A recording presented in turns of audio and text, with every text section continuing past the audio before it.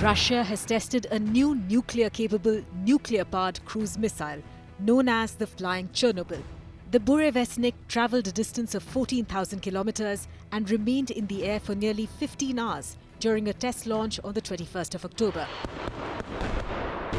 On the 26th of October, Russian President Vladimir Putin announced the successful final test of the cruise missile and described it as a unique creation that no one else in the world possesses. But what makes the Burevestnik so lethal? The missile, officially designated 9M730 Burevestnik, which translates to Storm Petrel, has been under development for years now and was first publicly announced by Putin in March 2018. NATO refers to it as the SSC X-9 Skyfall.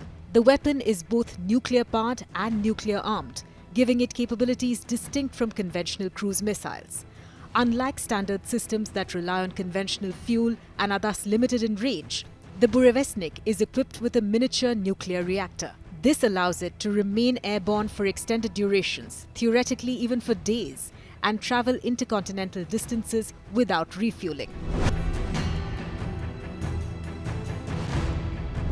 Russia claims the Burevestnik can fly at extremely low altitudes of 164 to 328 feet above ground.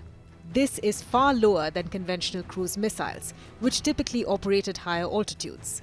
Flying this low would allow the missile to evade radar detection by terrain masking and make interception by surface-to-air systems far more challenging. According to the International Institute for Strategic Studies, the missile could have a range of up to 20,000 kilometers, enabling it to strike targets anywhere on the planet from within Russian territory.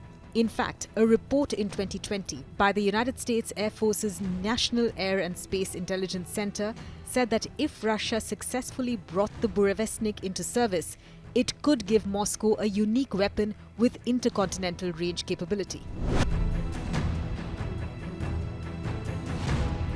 The testing of Russia's Burevestnik comes amid the Kremlin's intensified nuclear posturing and a big break in US-Russia talks over the war in Ukraine.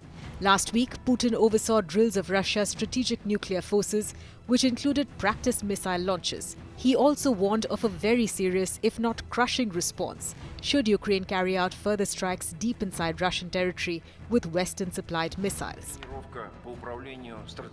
Relations between Putin and US President Donald Trump took a serious hit after Washington announced surprise sanctions on two of Russia's largest oil producers, which could severely undermine Moscow's vital energy revenues. Over the weekend, Russia's Foreign Minister Sergei Lavrov said that the Trump administration's position on the war in Ukraine had radically changed.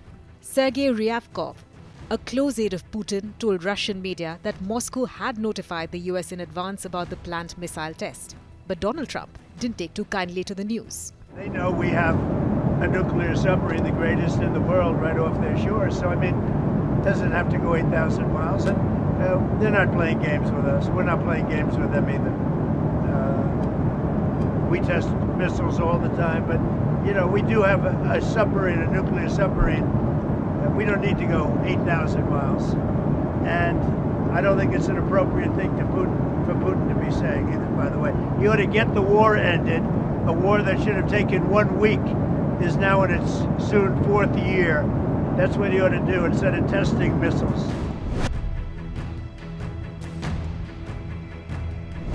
Last November, Moscow lowered the threshold for the use of nuclear weapons, a move widely seen as signaling its readiness to respond aggressively to perceived threats. Soon after, Russia deployed its new nuclear-capable Oreshnik missile on the battlefield in Ukraine. The announcement of the Burevestnik is aimed at signaling to the West that Russia remains undeterred by pressure over the ongoing war in Ukraine. The missile test was as much a political statement as a military demonstration. Putin's appearance in military attire and his announcement at a wartime operations post served to reinforce an image of defiance.